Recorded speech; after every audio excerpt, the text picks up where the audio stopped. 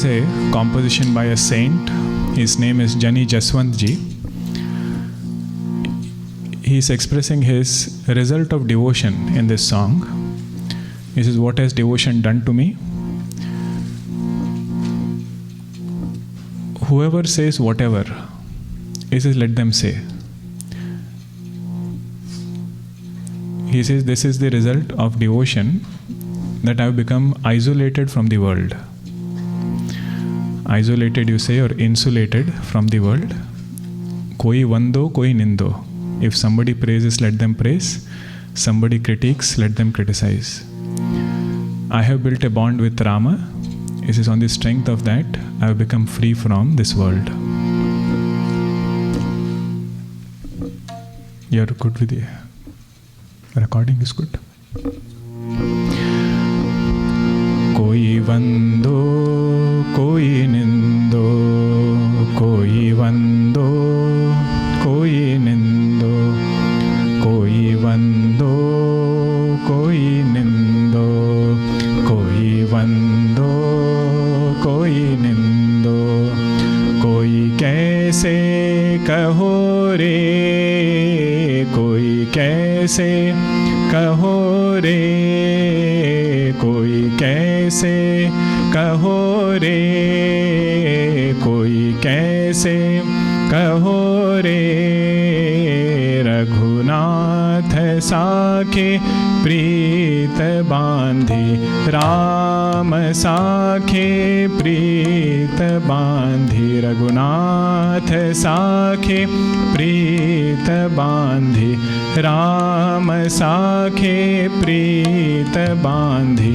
होय तैसे होय रे, होय तैसे होय रे, कोई वंदो कोई निंदो, कोई वंदो कोई निंदो, कमल म्याने मोट बांधे, कमल म्याने मोट बांधे, नीर था भरपूर रे, नीर था भरपूर रे, रामचंद्र ने कूर्म होकर, रामचंद्र ने कूर्म होकर, राख लीनी पीठ रे, राख लीनी पीठ रे, कोई वंदो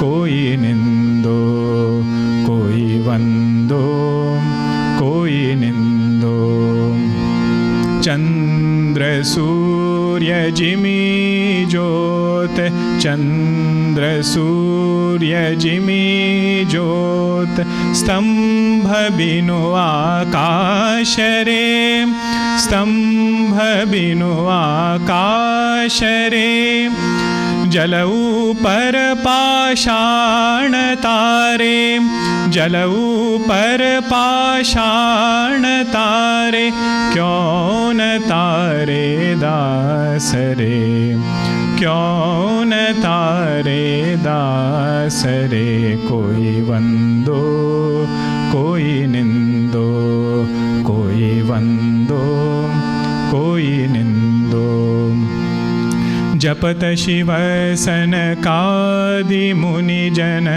जपत शिव सनकादि मुनि जन, जपत शिव सनकादि मुनि जन, जपत शिव सनकादि मुनि जन, नारदादि संत रे, नारदादि संत रे, जन्म जन्म के स्वामी रघुपति, जन्म जन्म के स्वामी रघुपति, दास जनि जसवंत रे, दास जनि जसवंत रे, कोई वंदो कोई निंदो, कोई वंदो कोई निंदो, कोई कैसे कहो रे, कोई कैसे कहो रे,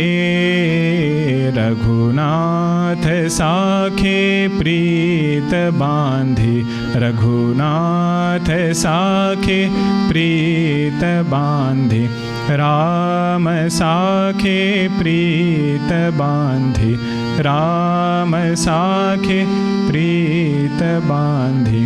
होय तैसे होय रे, होय तैसे होय रे, कोई वंदो कोई निंदो, कोई वंदो कोई निंदो। सियावर रामचंद्र की जय, सद्गुरुनाथ महाराज की जय।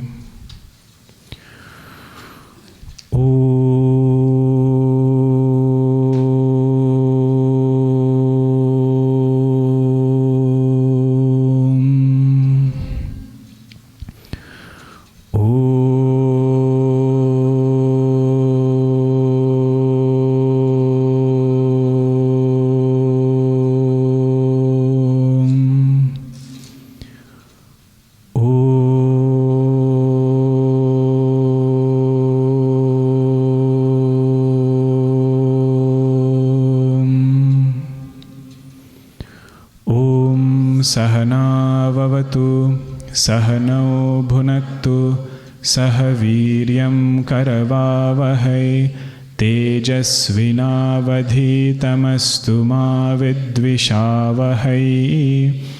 ॐ शान्ति शान्ति शान्तिः। समस्तजनकल्याणे निरतं करुणामयं नमामि चिन्मयं देवं सद्गुरुं ब्रह्मविद्वरं, सद्गुरुं ब्रह्मविद्वरम्। ॐ श्री चिन्मय सद्गुरवे नमः। ॐ श्री चिन्मय सद्गुरवे नमः। ॐ श्री चिन्मय सद्गुरवे नमः। ॐ श्री चिन्मय सद्गुरवे नमः। ॐ श्री चिन्मय सद्गुरवे नमः। ॐ श्री चिन्मय सद्गुरवे नमः। ॐ श्री चिन्मय सद्गुरवे नमः। ॐ श्री चिन्मय सद्गुरवे नमः। ॐ श्री चिन्मय सद्गुरवे नमः। ॐ श्री चिन्मय सद्गुरवे नमः। ॐ श्री चिन्मय सद्गुरवे नमः।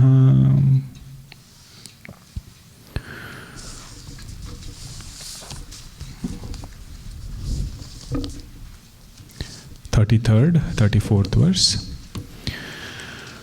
अर्जुन उवाच योऽयं योगस्त्वया प्रोक्तः साम्येन मधुसूदन एतस्याहं न पश्यामि चञ्चलत्वात् स्थितिं स्थिरां चञ्चलं हि मनः कृष्ण प्रमाथि बलवद्दृढं तस्याहं निग्रहं मन्ये वायोरिव सुदुष्करम्. Arjuna is placing his problem of his heart in front of Bhagavan Krishna. It is said, one sign of a Vidwan is he is a doshajñah. Doshajñah means one who knows his own shortcoming. In Amarokosha, the definition of Vidwan is given in this way: who is a wise person? The one who understands his own limitations. Not only understands, he acknowledges it, surrenders to an altar where he can find a solution, and acts upon that solution. All things are needed, but we see a very beautiful quality in Arjuna of the need to acknowledge our shortcoming. In other religions, this is called as confession.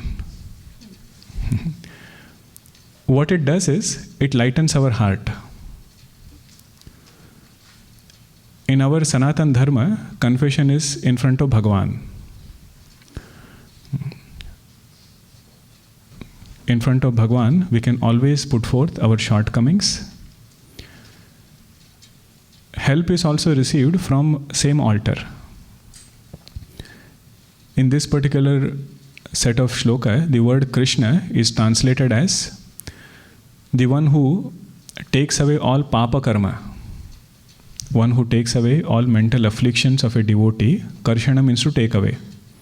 So Krishna is, the meaning of Krishna is one who takes away all the agitations. He says that is Bhagavan's nature. To that Bhagavan, Arjuna is asking, Yaha ayam yogaha tvaya proktaha. This yoga that you just spoke about, I have understood the main essence. Samyena Madhusudana. Samyena means whatever you wanted me to do in 6 chapters, that I have understood. I say, what have you understood? The entire teaching was to say, goal is to abide in this Atma Tattva. Bhagavan spoke about mind, Bhagavan spoke about Vairagya from sense objects, everything he spoke. How to manage our diet, how to have a balanced lifestyle. Final culmination was not in any of that. Main teaching was, through those things, those are the means, the goal is to abide in the self. Samyena word means that. Sama means that which is equanimous. Equanimity not at mind level. It says equanimity, understanding as nature of Atma. That by my nature I am equanimous as this pure consciousness. He is not talking at mind level equanimity. So Arjuna says, I have understood. This is the main teaching. But my problem is, etasya aham sthiram sthitim na pashyami. I don't see myself abiding in this truth for an extended period of time. Have you not understood it? Arjuna says, no, I understood it. I understood that consciousness is of the nature of sama. In that sama tattva I should abide in. But my problem is, I am unable to stay there for a long time. Bhagavan says, why? He says, chanchalatvat. Mind is very fickle. And he elaborates more lakshanas of his mind. Elaborates more indicators of his mind. He says, chanchalam hi manah Krishna. First indicator is, it is chanchala. Very, very fickle.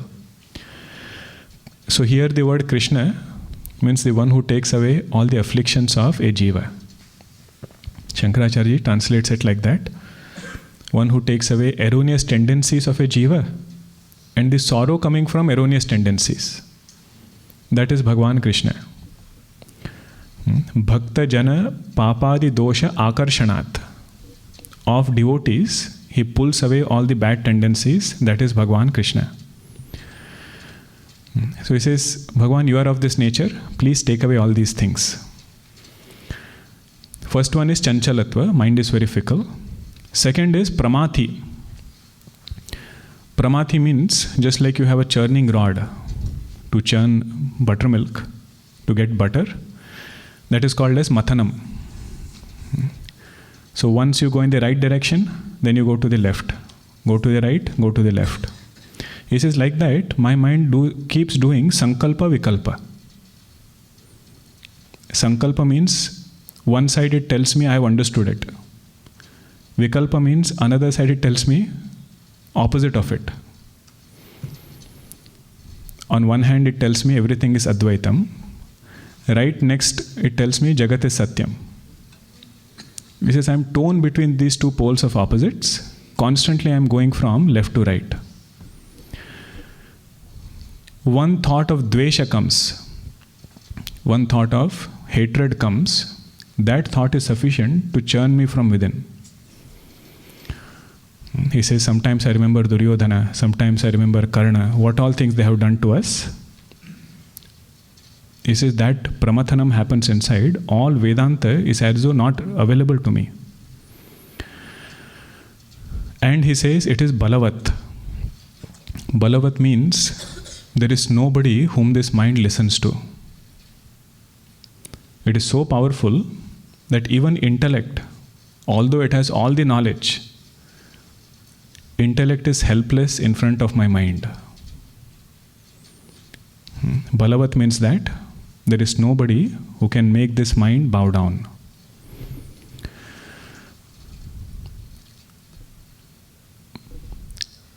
Then he says, it is drudham, Fourth indicator is Drudham.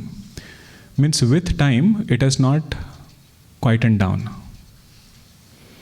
I tried many times. Sometimes you say, right, if child is naughty, wait for some time, he'll get tired and quieten down. He says, I waited forever.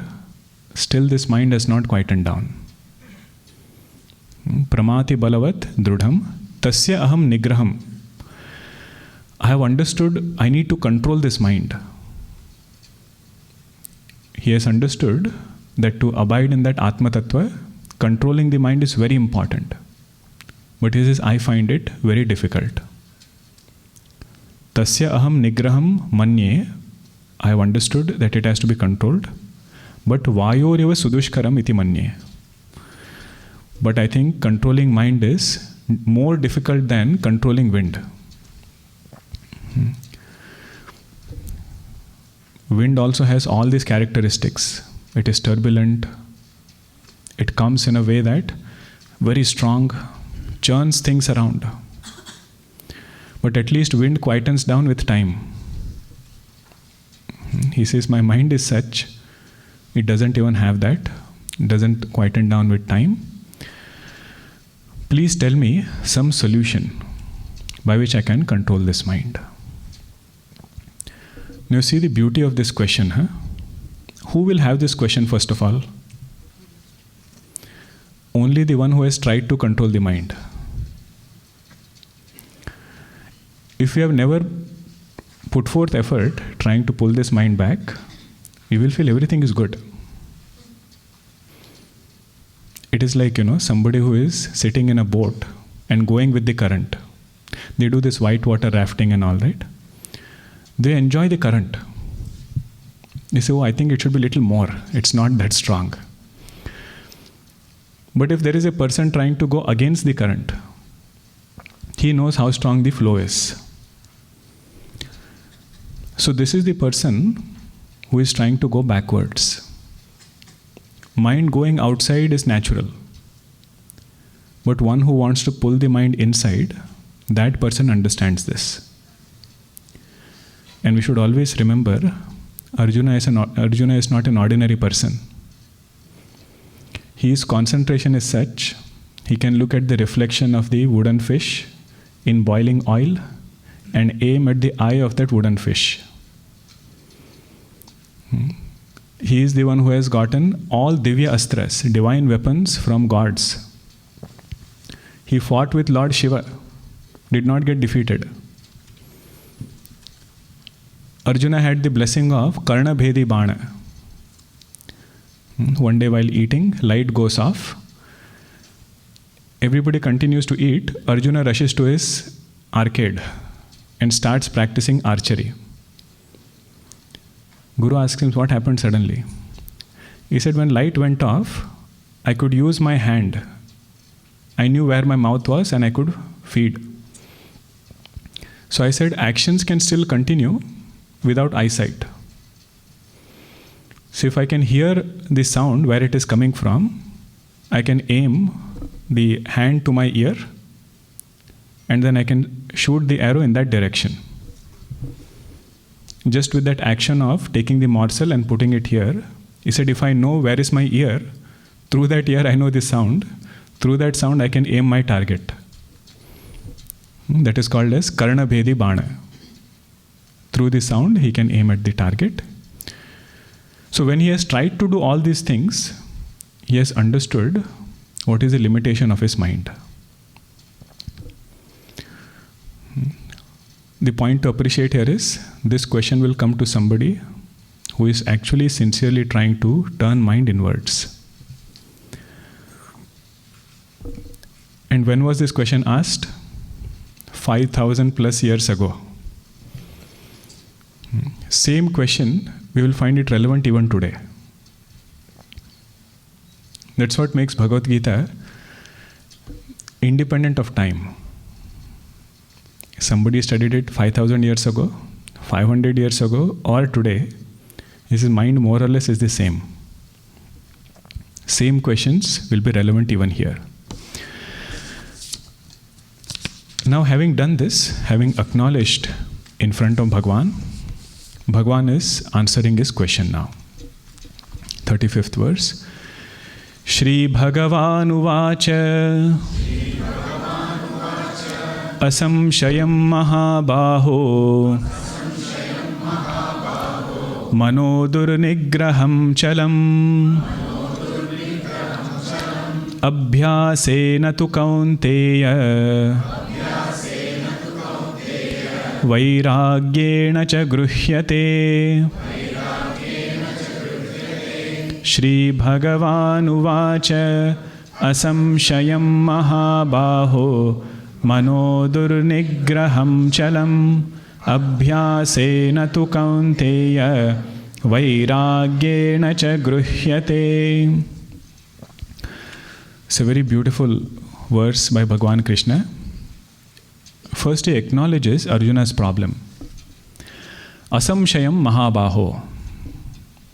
Arjuna, what you are saying is right. When we ask a question, if we get an acknowledgement for the question, desire to know the answer goes down by 50%. Especially if it is Balvihar children, they will ask some deep question. According to them, it's a deep question. You say, very good question. By that time, he has forgotten the need to get an answer. So Bhagavan says, asamshayam, no doubt. Mahabaho, Arjuna, you are the one who has conquered so many things outside. Mahabaho means you are very strong. Don't say you cannot conquer this mind. Bhagavan uses specific indicators to tell certain messages. He could have called him whatever, by whichever name. So many names are there. But here he says Mahabaho. Asamshayam Mahabaho manodurnigraham chalam. This mind is very fickle, mind is very chanchala. Controlling this mind, no doubt, is very difficult. But don't say it is impossible. There is an upaya. Upaya means there is a technique. You understand that technique, apply that technique, it has to work. What is that technique? Bhagavan says, Abhyasena tu kaunteya vairagyena cha gruhyate. Abhyasa means repetition. Abhyasa means repetition. Vairagya means having conversation. Here the word vairagya means having conversation with our mind. Now what should I do abhyasa of? He says do abhyasa of Vedantic thoughts. Do abhyasa of thinking more about God. And what conversation should I have? He says have conversations about limitations of sense objects. Wherever the mind is going and you want to pull that mind back from that place, unless I see limitations there, mind will not come back. Even if it comes back, it will go back again. Okay, this is the simple meaning of the verse.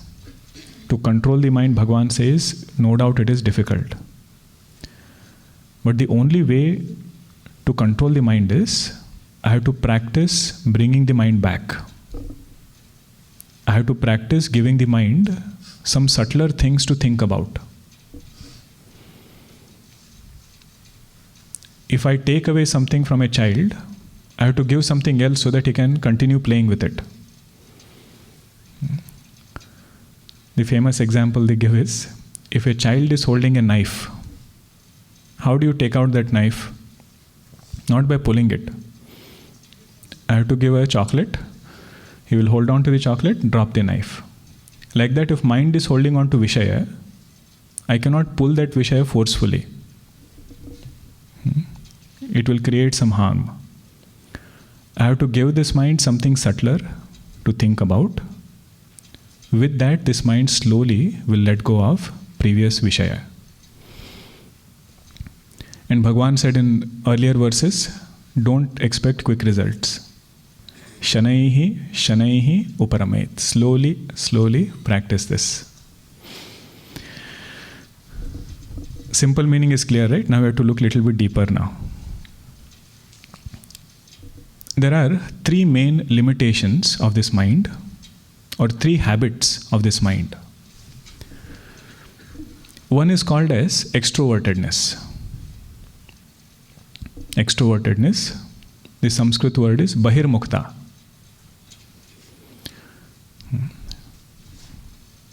Our sense organs, they are always turned outwards.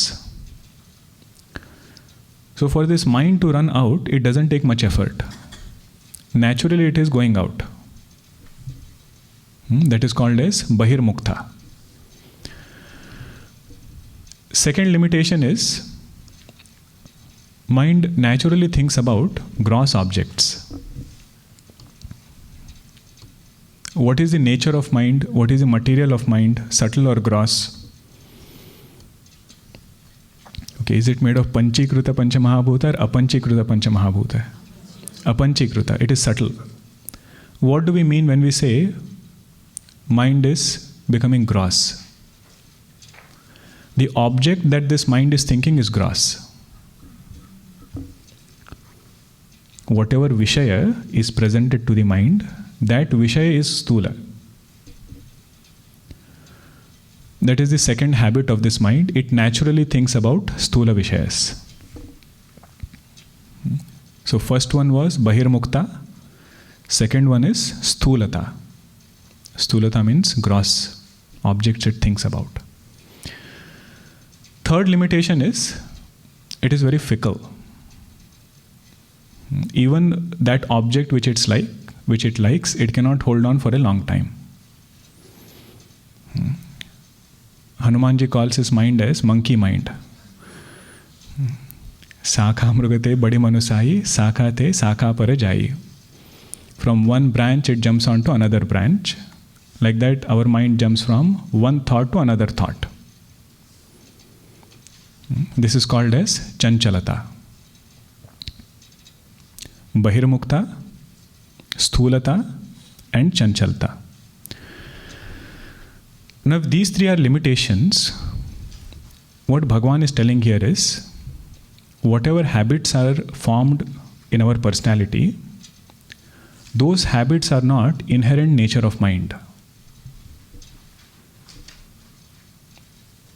Bahirmukta, Sthulata and Chanchalta. Extrovertedness, thinking about gross objects, and fickleness of the mind, Bhagavan says that is not your mind's inherent nature. It is something that we have created for ourselves through repetition. If it was inherent nature, it would never go away.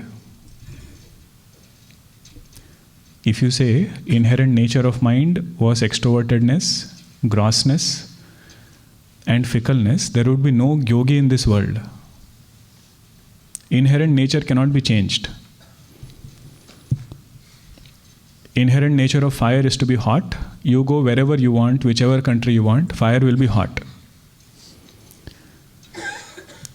But if you have hot water, that heat in water is not inherent nature. It is incidental nature. Like that he says, these three qualities that you listed out, Bahirmukta, Sthulata and Chanchalta, he says they are not inherent nature of the mind. They have been ordered by ourselves through repeated choices. You have DIY stores here, right? Do it yourself. Bhagavan says this is undo it yourself. If I have done it myself by repetition, he says all three things you can undo it through repetition. That is the meaning of the word abhyasa. What was the meaning we had seen of the word abhyasa? Repetition. So what I have to repeat? The opposite of these three things. So if mind is used to thinking about extroverted objects, mind is bahirmukha, thinking about objects, give this mind subtler objects to think about. Let it think about Bhagavan, let it think about consciousness.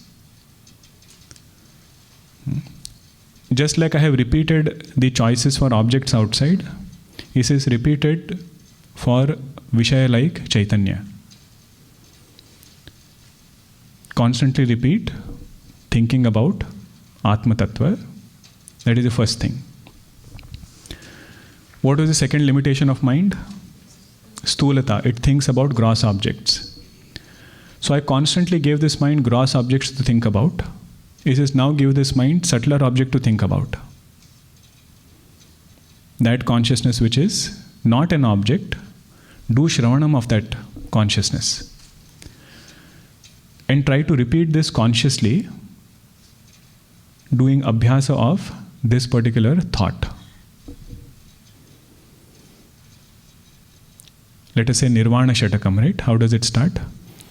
Mano buddhya hankara chittani naham. Just think about what are they pointing out to. I am not the mind, I am not the intellect, I am not this chitta also. Chidananda Rupaha Shivoham Shivoham. What is that Chidananda? That which never becomes an object, which is the illuminator of this mind. He says constantly think about that Tattva. And don't have this doubt whether mind will start thinking in that way. Just like we started thinking about objects through repetition, if we start thinking about Chaitanya through repetition, in due course of time, this mind will turn inwards. Bahirmukta, Stulata, Chanchalta. Chanchalta means mind was fickle. He says that jumping mind is also not its true nature. It is because we have left this mind unattended. Do whatever you want. Balvihar class, if you leave unattended, teacher says do whatever you want, all chaos is there. But if somebody is watchful, that same mind which is jumping all around, it will become quiet. Because we have not given it one object to think about, it thinks about several objects. So he says consciously train this mind to think about one object. That is what we call as dhyana. Either saguna dhyana or nirguna dhyana. In saguna dhyana, one form of the Lord is kept, and the effort is to maintain one single thought of my Bhagavan.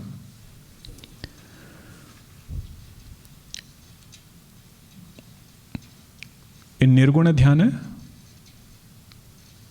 the thing that we are thinking about is consciousness. Knowing very well that it doesn't become an object, thinking about that consciousness in this way.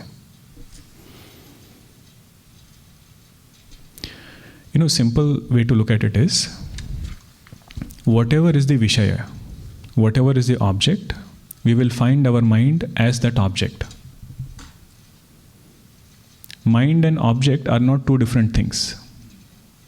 They are both interlinked. If object is tamasic, mind will be tamasic. If object is rajasic, mind is rajasic. Object is sattvic, mind is sattvic. This is called as tat akara vritti. Mind taking form of that object. The only control we have is, what object do we give this mind to take a form? If I constantly give it sense objects, mind will be extrovert, it will be gross, and it will be chanchala. Using the same philosophy, if I give it subtler objects, this mind will turn inwards, mind will become subtle, and mind will become steady. So he says, abhyasa has to be done of this thing. Keep repeating this. Don't take it lightly. You see that word cha is there, right? Abhyasena tu kaunteya vairagena cha gruhyate. That cha means we need both. We need repetition also, we need conversation also. Right now we are just seeing repetition. What does abhyasa mean? Abhyasa means whatever habit this mind is used to, I have to undo that habit by giving the opposite of it. Going outside, it is very much used to. Thinking about gross things, people, objects, very easily it does that. Jumping from one Vishaya to another Vishaya, one object to another object, easily it does that. I don't have to do anything. But training is to do the opposite. Give it subtler things, give it thing which is inside, not outside. And make sure that it is steady in one Vishaya. That is the Abhyasa part.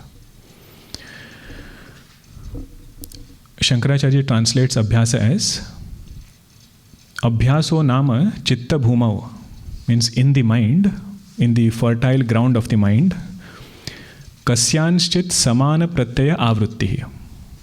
Whatever Vedantic thought is there, samana pratyaya, maintaining the steady flow of thought, constantly, at the exclusion of all other thoughts. At the exclusion of Vishama pratyaya, this is called as Abhyasa. Does this ring a bell? This definition? You check the definition of meditation Gurudev gave in the first session. Engaging the entire mind in the contemplation of the divine by maintaining similar thought currents at the exclusion of dissimilar thought currents. That is meditation. So constant abhyasa is needed to repeat this Vedantic thoughts. But the main message is, what Vishaya, what subject, what topic am I giving this mind to think about? According to that, my mind will get shaped. So satsang, if we are doing, study groups we are attending, that is one place where the Vishaya should not be sense objects. Then only it's called satsang. Huh? You know what is satsang, right? Sangha with sat. Sangha means abidance in sat vastu. Whatever reminds us of that, that is satsang. So abhyasa, it has to be done internally, and externally also this abhyasa is of satsang. Vritti should become tadakara. Vritti means thought, should become of the nature of Brahma. That is abhyasa part. Now we will notice, to get all these things lined up, right? Mind to focus inwards, not think about subtle, not think about gross objects. You will realize these qualities will not come only by meditation. Where will this preparation start? From lifestyle.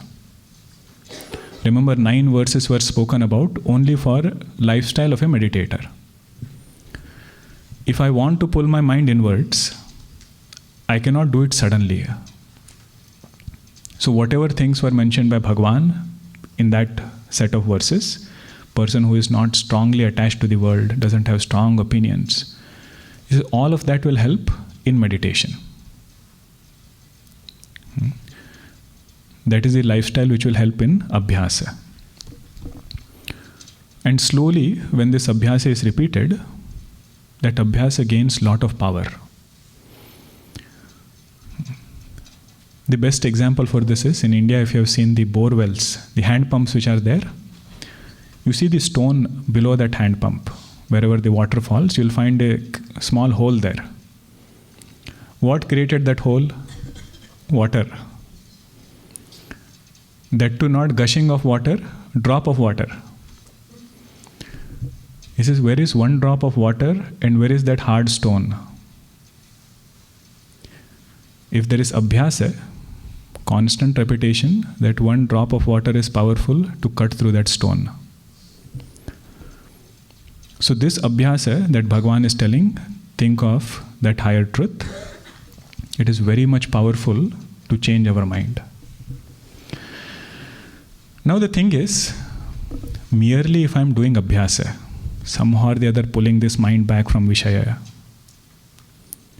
it will not be a long-lasting solution. Along with abhyasa, along with repetition, what I need is conversation. Conversation not with others, conversation with my mind. That is the meaning of Vairagya, where I have to converse with this mind regarding the limitations of sense objects. Wherever this mind is going, whatever might be that object, I should have sufficient perspectives to counter that sense object. Where will I get these perspectives? Bhajagovindam. Bhajagovindam was a repository of several perspectives towards several vishayas. You name any vishaya. You say either it is social contacts, people, family, wealth, name and fame, power, position, whatever might draw a person outside. Bhagavan Shankaracharya said, if you want to pull your mind inside, look at those things in the opposite way. Look at the limitations of those things. Don't make it whole and soul of life. With this perspective, I would encourage all of us to go back and read those verses. Like if somebody says, mind is going towards some social contacts. What did Shankaracharya say? Yavad vitto parjana sakta hai, tavan nij parivaro sakta hai.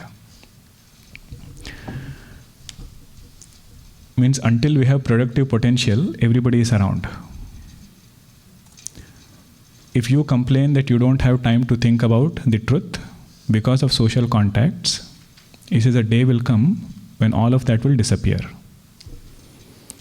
When that difficult moment comes, none of our secular things will help.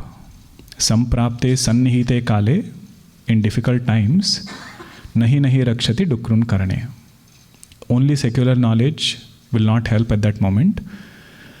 Thinking in this way, let go of that object. Okay, at least for the time of meditation. Okay, to make it mellower. If you want to pull the mind back, at least at the seat of meditation, have this understanding towards different things. You know, at work we solve many problems, right? We say you have to target it one by one. Whatever problems come, you have to take it in bits and pieces, then try to solve it. Like that, our mind is having several problems with several sense objects. And we will have to tackle them one by one. That's why Bhagavan gave separate verses. For name and fame, this is the verse. For social contacts, this is the verse. Family, this is the verse. And every person will have different objects which are pulling them out. Different stages of life will be there. So there is no one solution fits all. What we have to do is do thorough shravanam and then see where it applies. So the Vairagya part is conversing with the mind, reminding it of its limitations, and also thinking about what consequences have I had on my mind, on my body, on my spiritual growth, on my tejas. Whoever does whatever sadhana, little bit of spiritual teja will be there. And these sense objects will blow away that teja.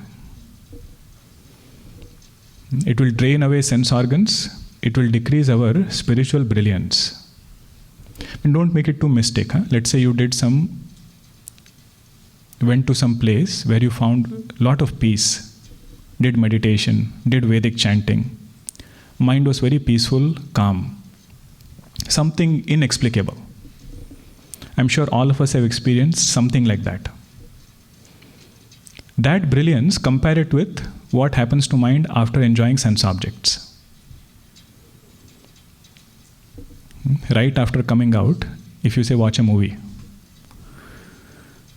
it says that teja which was there, that teja is blown off. So whenever mind presents itself or presents you with several other vishayas, the conversation he is having is in this way. that I remember what are the consequences in the past. Whatever things I've gained through so much of effort was lost because of these sense objects. That is the Vairagya. He says, think about the consequences. The main point here is, mind goes towards Vishaya because it sees joy there. It sees source of joy, Sukha Sadhana, is seen in that Vishaya. The moment it starts seeing Dukkham, it will not go there. Same object, if it starts giving sorrow, mind will not go towards that object. Simple example I'll give. Some people love chai. Okay, it's a great ritual to do all those things in the right steps. But let's say you come to know you are lactose intolerant. That chai which gives so much joy, mind will not go there. You'll be happy with black tea. Or you look at those who have allergy. They might love to eat nuts. But the moment they come to know what are the consequences of eating nuts, mind will not go there. So Bhagavan Krishna is telling us, remind yourself of consequences of mind going towards those Vishayas. Unless that happens, we cannot pull our mind back. Gurudev says, just like when you have a flight taking off, the runway which is there, it says runway is that deep desire to enjoy sense objects. On that runway, mind takes off and goes towards Vishayas, does all its Brahmanam tour, and comes back on that same runway with greater products, more Vishayas to strengthen it. So he says the meaning of this word, Vairagyena cha gruhyate, is destroy the runway. Destroy the runway, don't allow the flight to take off only. So not allowing this mind to go towards Vishaya by removing this notion of Sukha Buddhi. That there is some joy there, if mind goes there, it will be happy. That Buddhi, he says, you remove it. This particular verse, right, Abhyasa and Vairagya, we will have to practice it, we will have to do it for ourselves. But to know whether we are thinking in the right direction or not, it is helpful to have some guidance from journey of a saint. See, in a saint, you find them in the perfected position. You say their mind is so perfect, mind never goes out, so steady. Love for God is so much. How did they reach there? And not many of them share their journey. That also you will notice. You will find their teaching, but they will not share what they went through. But some of them, in some places, they have written. So Ramakrishna Paramahansa was one of them who has written about his experience of this verse. I'm quoting verbatim. He says, I sat down for meditation. What all things did I not see there? I saw a heap of rupees, a shawl, plate of sweets, and people. And then he says, I asked my mind, what do you want? Do you want to enjoy all of these? No, said the mind. I want lotus feet of the Lord. And then he says, I saw the reality of things as it is. The reality of this body, the reality of these sense objects. So whenever Deha is criticized, body is criticized, that is for Vairagya. Such that if mind is going there, it should pull it back. Repeat this practice over and over again, along with this conversation with the mind. It might happen that somebody is doing this thinking, looking at limitations of the world and so on, but he is not doing abhyasa. Means what? He has analyzed the world, understood the limitations. But positive enforcement is also needed to love Bhagavan. So abhyasa means that. Give mind some higher altar to think about. Vairagya means to pull back from lower things. Now there might be somebody who is doing abhyasa, wants to love God, but is not having this conversation. Vairagya is not there. Both problems can be there. No abhyasa, trying to cultivate vairagya. Abhyasa is there, but no vairagya. His mind will keep running out, it will not come back. Both have to go together. There are two wings of the bird. One wing is very strong, other wing is short. How will that bird go? In loops, in circles. So one wing is abhyasa, another wing is vairagya.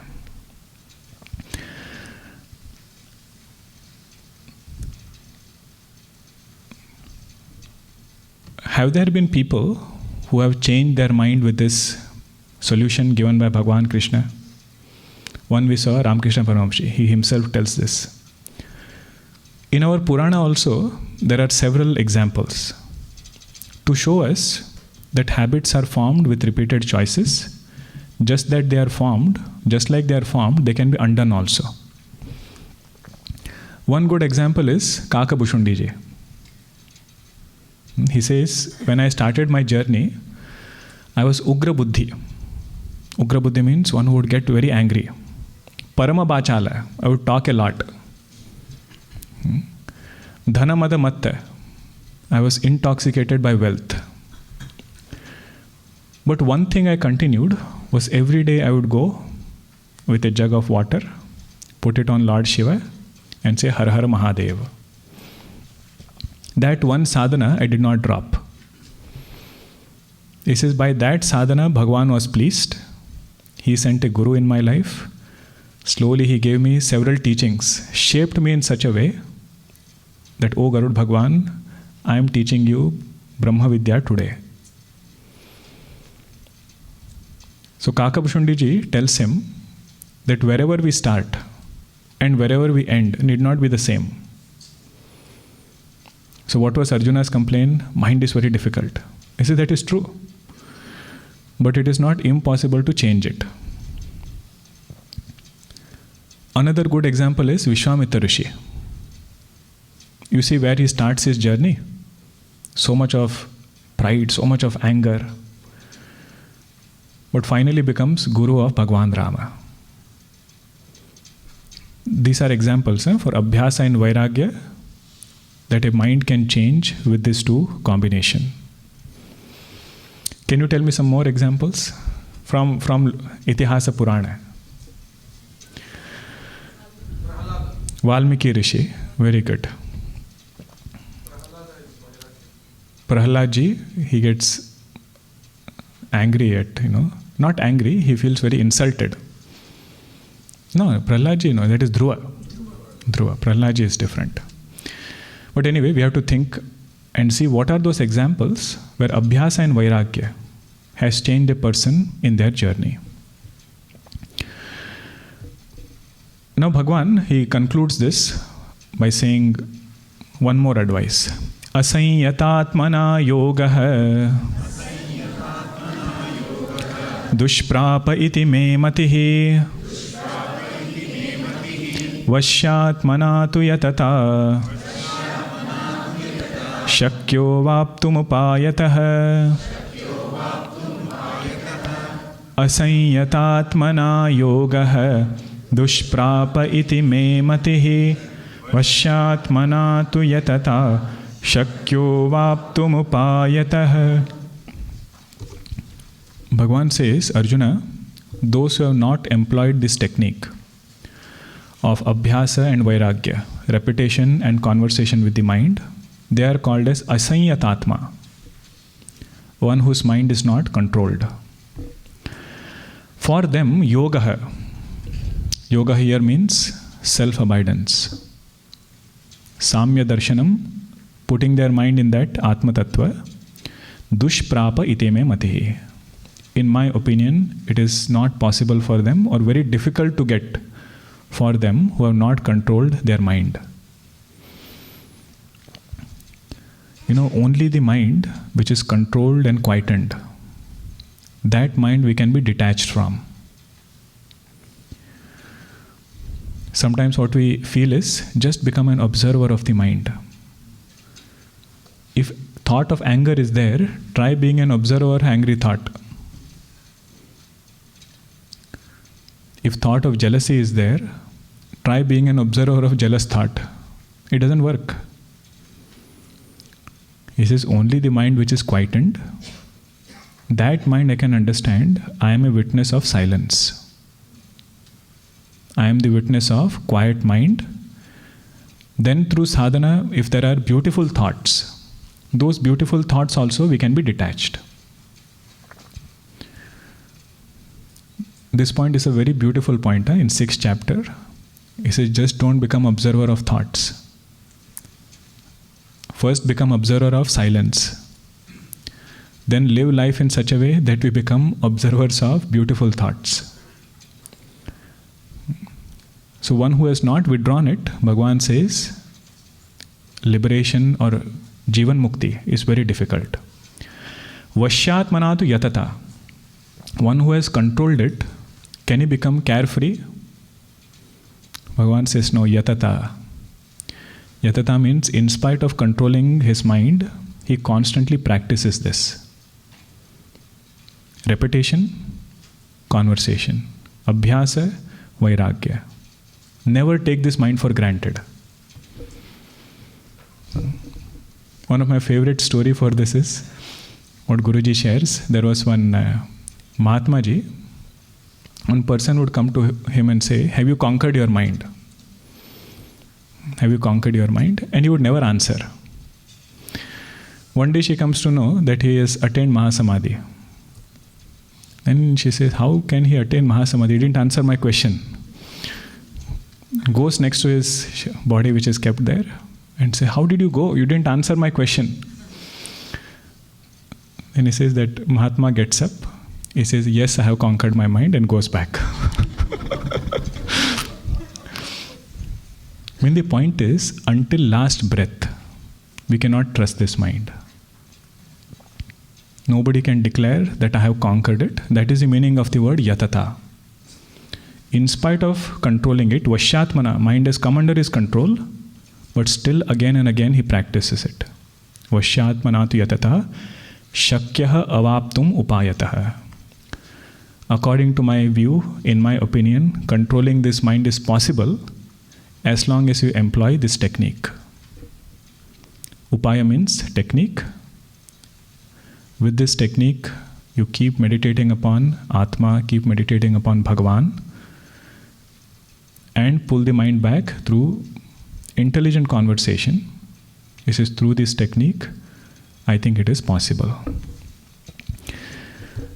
We have to seek Bhagavan's grace as Krishna, one who takes away all the afflictions, takes away all the chanchalatva of our mind, to actually lead us further on this path. Om Purnamada Purnamidam Purnat Purnamudachyate Purnasya Purnamadaya Purnameva Vashishyate. Om Shanti Shanti Shanti. Harihi Om Shri Gurubhyo Namaha. Harihi Om.